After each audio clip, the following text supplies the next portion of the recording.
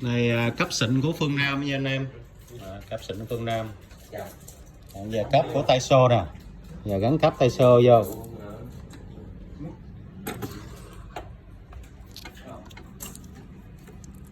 Gắn cấp tay xô vô nha.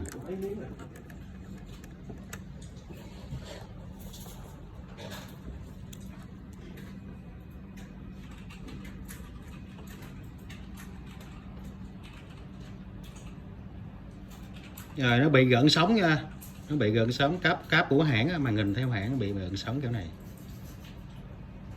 Anh em thấy rõ ha, rồi đảm bảo nha. Em thấy luôn á Dũng. Rồi thấy luôn. Mấy user bên mình, thu ngân của mình nó than phiền quá, nhờ các anh em đổi cáp xịn Unitec càng tốt nha anh em. Cảm ơn anh em.